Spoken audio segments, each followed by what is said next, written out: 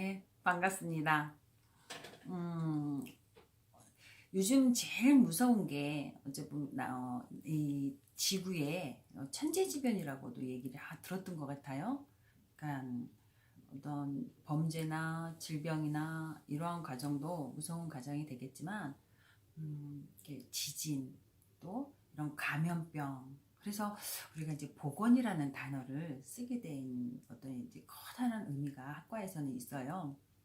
그러니까 전체를 아우를 수 있는 건강을 관리할 수 있는 거를 우리는 보건이란 단어를 쓰죠. 그래서 우리 학과에서는 이 보건을 서비스를 하는데 어떻게 이제 운영 체제에 맞추어서 서로 경영을 하는 이런 모습으로 보건 서비스 경영이라는 학과를 탄생이 되었는데, 지금 사태 같으면 어쩌면 제일 가망성 있는 학과이고, 이 가망성 속에서 우리 대학원생들이 연구가의 길로서 또 자신을 어떤 자기 실현, 자존감을 형성하는 데 있어서 굉장히 긍정적인 방향의 어떤 학과 명칭이 설정되어 있다라고도 제 개인적으로는 생각을 하게 되었어요. 이제 갈수록 어찌 보면 편리한 이 생활 속에서 발전한 어떤 이제 과학, 이제 포화 상태로 되어 있다는 거죠. 이 포화 상태는 또 다른 어떤 상황들을 만들고, 그 상황 속에서 적응하기 위해서 더 강한 어떤 면역체, 더 강한 행동들, 이러한 대책 반응들이 나와야 된다라는 거예요. 그래서 이 발달 심리학에서는 우리의 어떤 타고난 인간의 역사, 흐름, 이런 부분들을 이야기하는데, 어떻게 성장을 하고 어떻게 태어났나, 그리고 어떻게 또 다시 성장으로 태어나고 또 다시 자연으로 돌아가는가, 뭐 이런 추상적인 원론의 얘기도 가능하겠지만, 일단은 기본적으로는 다 같이 우리가 운영해서 한 14주 차에 전부 다 운영되어야 될 부분들에 대해서 한번 이야기를 나눠보는 걸로 할게요. 일단은 우리가 요 2주차에서는 일단 우리 오리엔테이션으로 인간 발달의 어떤 본질, 용어의 정리, 이런 부분으로 진행을 해볼게요. 그리고 2주차에서는 이제 발달 기저에 대해서 이야기를 하고, 이제 3주, 4주에서는 이제 이론적 접근이 들어가줘야 되겠죠. 근데 가장 재미없는 방식일 수도 있어요. 그러니까 이런 과정들은 조금 랜덤으로 이렇게 이제 다시 이제 우선시 되는 부분으로 접근을 하기도 할게요. 그리고 이제 어떤 정서적, 정의적 발달, 그리고 영아기의 발달, 그리고 유아동의 발달. 그래서 유아기 발달, 아동기 발달, 청소년기 발달 따로따로 보고, 청소년기에는 신체 인지 발달을 정확하게 보고요. 그리고 또 특징으로 아동 발달에서 사회적 관계까지를 살펴볼게요. 그리고 성인기 전기 발달의 특징, 또 중년기 발달의 특징, 노년기 발달의 특징, 그래서 발달 심리학의 복습 및 초능론까지 해서 14주를 다뤄볼까 해요. 이번 주하고 다음 주 2주는 동영상 강의로 진행을 해요. 이 동영상 강의를 진행하는 데 있어서 우리가 모두 다 이제 같이 뭔가 불편하고 힘든 일이 있을 수도 있고요. 이제 질문도 있을 수가 있어요.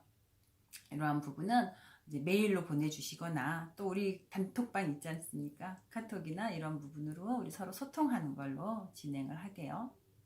자, 이 오리엔테이션 부분에서는 이제 우리가 가지고 가야 될 게, 일단 용어를 한번 가지고 가보고 싶어요. 이 발달 심리학에서 우리 발달이라는 부분을 어떻게 다룰까라고 생각을 하는데, 발달하면 응애하고 태어나면서부터 할까요? 그렇죠. 노노노죠. 일단은 우리가 한 여자와 남자가 만나서 사랑을 시작했고, 그 어떤 사랑의 행위를 통해서 난자와 정자가 만나게 됩니다. 난자와 정자가 만나게 되면 그 순간부터 우리는 배아라는 수정체가 생기죠. 이 수정체를 통해서 이제 성장이라는, 발달이라는 게 시작이 돼요. 자, 만난 순간 배란이 되었다고 얘기를 하고, 이 배란이 된 데서부터 우리는 어떻게 돼요? 미처 우리가 이제 생각지 못한 부분들, 어느 부분들까지도 이제 생각을 하게 되는데요. 일단 발달이라는 거는 인간의 생명이 시작되는 그 순간부터, 죽음에 이르는 어떤 인간의 전 생애 동안, 어떤 생애 주기별 연령의 증가와 더불어 일어나는 어떤 모든 변화의 과정을 우리는 발달이라고 이야기를 할 수 있어요. 그러면 교수님, 저는 발달이라는 과정에서 저한테 침체기가 있잖아요. 그 침체기는 그러면 발달이 멈추었다라고 얘기를 해야 되는 과정인가요? 어떻게 생각하세요? 아니죠? 그렇죠. 삶에는 항상 긍정만 있는 게 아니라 부정이 있어야지만 긍정도 오게 되는 거잖아요. 그러니까 성공과 실패는 같이 가는 것이다 라고 볼 수 있잖아요. 그러니까 내가 살아가는 데 있어서 뭔가 잠시 정체 시기가 있어도 이 정체 시기는 계속해서 정체가 되는 게 아니라 다음에 한번 레벨업을 하기 위해서 잠시 다지기 작업을 하는 과정이다 라고 생각을 해주면 이 자체만으로도 우리는 성장기이다라고 이야기를 할 수 있다는 거죠. 그리고 이제 발달이라는 과정에서 우리가 지금처럼 그러니까 저항이 있고 또 이게 그러니까 저하되는 모습들, 침체기가 있고 성장기가 있고 이 성장기에서 또 성공하는 어떤 승화의 기회가 있을 수 있어요. 이러한 모든 것들을 체험하고 또 그 체험 속에서 내가 습득해가는 이 과정을 우리는 뭐라고 해요? 학습이라는 단어를 쓰죠. 네. 인간은 동물과 다르게 학습이라는 걸 한답니다. 자, 동물은 본능만 가지고 세상을 살아가고 인간은 사회적인 동물로서 함께 살아가는 방법들을 배우게 되죠. 그러니까 꼭 배우지 않아도 이렇게 생활 속에서 서로 체험을 해가며 자기 나름대로 성장의 길, 발달의 길을 걸어갈 수밖에 없다는 거예요. 그래서 발달이라는 건 전 생애 주기별 응애 태아가 만난 배란기부터 해서 노년기까지의 어떤 전반적인 삶을 얘기한다면 여기에 정서라든가 어떤 이제 인격을 만들어주는 인성의 완성인 이제 학습이라는 부분이 들어가는 거죠. 그럼 이 학습은 뭘 의미하느냐? 그래서 이 학습은 꼭 내가 알고 있던 것들 알아가는 게 아니라 경험되어진 부분들을 재탐색하고 이 경험은 학습에 의해서 나타나는 어떤 행동, 그러니까 비교적 영속적인 변화를 나타내는 것이다 라고 얘기를 할 수가 있죠. 그래서 훈련이나 연습에서 기인하는 발달적 변화, 훈련이나 연습에서 기인하는 발달적 변화를 우리는 학습이라고 이야기한답니다. 그래서 발달이라는 건 전 세계적인 전 생애 주기별을 표현한다면 학습은 거기에 기인하는 발달적 변화를 이야기하고 이 발달 학습을 통해서 우리 인간들은 무엇을 해요? 퇴행을 할까요? 네. 성숙이라는 단어를 쓸 수 있어요. 이 성숙이라는 단어는 어떤 유전적인 어떤 내가 타고난 유전적인 기질에 의해서 발달될 수도 있고요. 요인에 의해서 또 이 유전적인 요인에 의해서 누군가를 닮아가고 누군가 나와 비슷한 기질을 갖고 있는 우리 가족들이 있고요. 그래서 이런 발달적 변화들을 함께 어떻게 통제되는 생물학적 과정이라고 우리가 얘기를 하죠. 이 생물학적인 과정을 우리는 또 이제 성장이라는 단어를 쓸 수 있어요.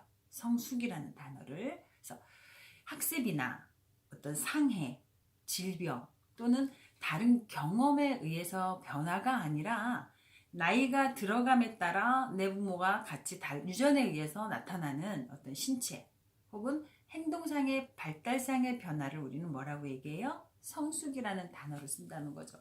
예를 들면 우리가 시기상에서 그러니까 태어나면서 어머니 뱃속에서 응애하고 태어나고 어머니 뱃속에서 태어나면서 탯줄을 자르게 되면 어떻게 돼요?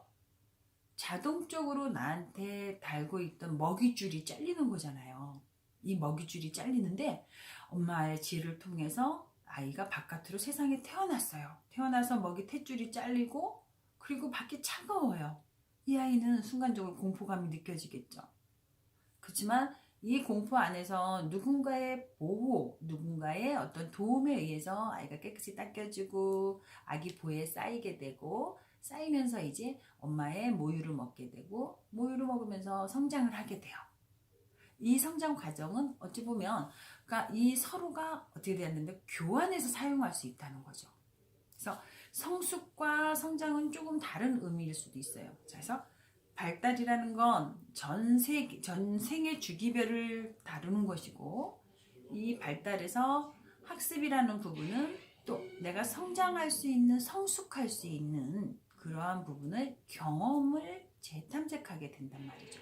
그래서 이 성숙이라는 과정을 통해서 어떤 신체 혹은 행동상의 발달상의 변화를 의미하고요.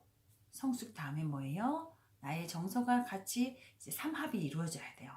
신체 건강, 마음 건강, 그리고 행동화. 이렇게 신체, 정신, 행동화라고 나타나는 걸 우리는 성장이라는 단어를 쓸 수가 있어요. 이 성장이라는 단어는 신체적 특성에 어떤 긍정적인 변화를 나타내고 그리고 지적 성장이라는 용어도 함께 쓴답니다. 성장과 발달은 서로 교환해서 사용하는 동일한 개념이기도 해요.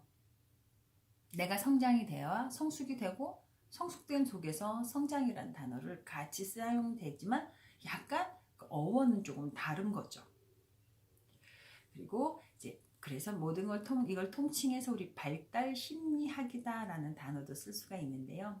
발달 심리학이라는 단어는 우리의 수정, 난자와 정자의 수정의 순간부터 노년 뒤의 죽음에 이르기까지 인간의 한 전 생애적인 삶의 과정에서 나타나는 행동, 인지 및 성격에 대한 양적, 그리고 질적, 그리고 정적 이렇게 어떤 전반적인 변화를 연구하는 체계적인 학문이 바로 무엇이다?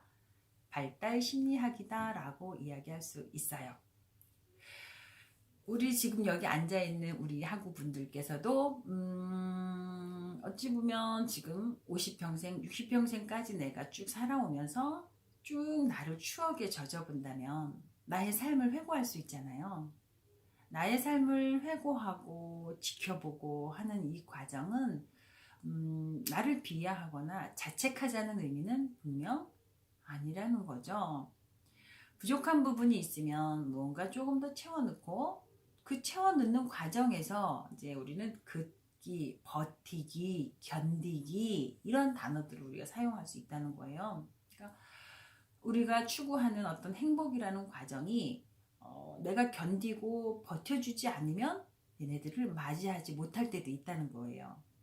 그래서 이 발달 심리학이라는 건 내가 추구하는 과정들을 잘 이룩하기 위해서 잘 뭔가 다지기 위해서 계속 요소들을 추가해서 넣는 거죠. 예를 들면 우리가 처음에 그러니까 음식을 만들어 먹을 때도 마찬가지잖아요. 처음에는 이제 뭐 김치찌개를 한다. 처음엔 김치에 흰 김치에 뭔가 돼지고기 기름기 있는 어떤 부재료가 들어가야 김치찌개가 맛있는 줄 알았는데 이렇게 지나가면서 그걸 자주 먹다 보면 이제 또 결국 어떤 이제 다른 입맛을 찾기도 하고 거기에 또 이제 처음에는 육류를 넣었다. 그러면 다음에는 뭐 이제 해산물을 넣기도 하고 그 해산물 사이에서 만들어진 가공식품들을 넣기도 하고 뭐라고 얘기해요? 이건 우리는 창의적인 과정이라고 얘기를 할 수가 있잖아요. 성장과 성숙 사이에서 발달 심리학이 나타나는 건 또 다른 창의적인 어떤 부분에 첨가가 되어서 거기서 만족감이라는 게 나타날 수가 있다는 거예요. 우리 학우들도 선생님들도 마찬가지죠. 지금 이 자리에서 나를 만나고 있는 건 이 다음번에 나의 레벨업 단계를 어떻게 만들까? 그건 누가 정해줘요? 예. 본인 스스로가 각자가 하나하나 어떤 단계 역할을 만들어서 그 과정을 갈 수 있도록 지금 여기서 준비 단계를 하고 있단 말이죠. 그 준비 단계에는 여러분들 분명히 소논문도 들어있을 수 있고 이 논문 속에서 또 다른 어떤 자기만의 연구 과정 틀 아니면 나는 여기까지만 하고 여기서 집필을 한번 해볼 테야. 이 기법을 활용도를 높여볼 테야. 이제 자기만의 어떤 가지치기가 된단 말이죠. 이 가지치기를 통해서 이제 독립변이가 일어나기도 하고 같이 해야 되는 종속변이가 일어나기도 하고 그래서 예를 들어 뭐 우리가 10명 중에 5명은 음악을 해볼 거고 5명은 음악 안 하고 난 너희들이 잘하는 걸 지켜볼 거야. 이렇게. 그러니까 음악을 해보겠다는 집단은 실험 집단이 되는 것이고 안 해보겠다는 집단은 통제 집단이 되는 거잖아요. 자, 이렇게 서로가 분류가 되면서 어떤 이제 좀 더 심도 있는 학문으로 갈 수 있는 자리가 지금 이 자리 여기 이 보건서비스 경영대학원이다라고 이야기를 할 수가 있어요. 그래서 독립변이는 어떤 부분을 얘기하는 거예요? 발달 단계에서 우리가 이 연구자들이 나 스스로 어떤 실험을 하기 위해서 기획을 조작을 가하는 변인 자세이다가 우리가 독립변이라고 이야기할 수 있죠. 종속변이는요. 네, 그래요. 종속변이는 이미 조작된 변인에 따라서 어떻게 해요? 영향을 받는 요인으로서 실험자가 최종적으로 보고자 하는 변인이에요. 그러니까 종속변이는 실험 집단과 통제 집단을 같이 가는 거고요. 독립변이는 우리가 미술치료다, 음악치료다, 아니면 상담학이다, 임상심리학, 나는 진단검사를 하겠어. 이렇게 하나씩 가고자 하는 부분이라고 보시면 돼요. 그리고 이제 실험 집단이 지나고 나면 통제 집단하고 같이 있을 수 있는데, 항상 어떤 부분, 이게 발달 심리학에서는 이제 우리가 비교, 경쟁 체계는 아니지만 체험을 할 수 있는, 누군가와 같이 함께 나눌 수 있는 그런 디자인으로 구조가 이루어진다는 거예요. 그래서 이 발달 심리학에서 실험 집단은 실험자가 실험을 진행할 수 있도록 어떻게 해요? 조직을 가하는 거고요. 통제 집단은요.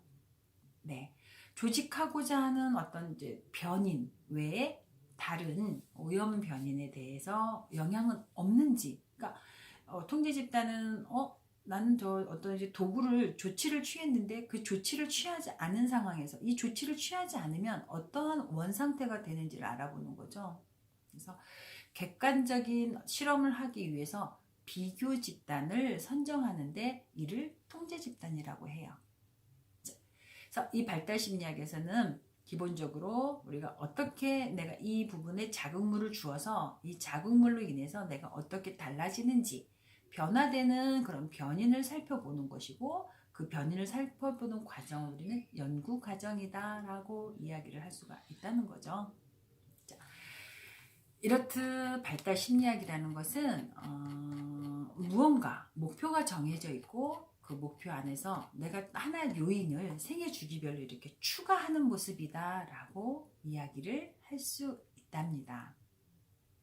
자, 그럼 1교시 발달이라는 것은 우리 인간이 생명이 시작되는 그 수정의 순간부터 전 생애 주기별, 그러니까 아동기, 청소년기, 성인기, 중년기, 노년기를 아우르는 어떤 전 변화의 양상과 과정이다라고 이미 이야기를 했죠. 그래서 이 발달적 과정에는 긍정적 과정과 부정적 과정 두 개가 같이 갈 수 있어요.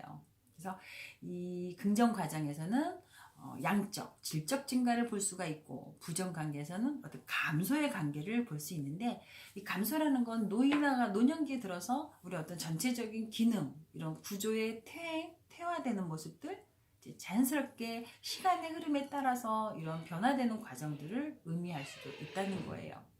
그래서 발달 심리학의 내용과 구성을 다 살펴보면 우리 전 세계에 걸쳐서 연구하는 학문이다. 그리고 연령과 시기의 인간 발달은 서로 어떻게 된다? 상호 밀접한 관계가 있다라고 볼 수가 있어요. 그래서 발달 영역의 제일 큰 특징으로 우리가 살펴보면 일단 신체 영역이 있고 어떤 생각하는 영역, 그럼 어느 부분이라고 할까요? 네, 인지 영역 맞습니다. 그래서 신체 영역, 인지 영역, 사회 정서 발달 이렇게 우리가 바라볼 수 있는데요.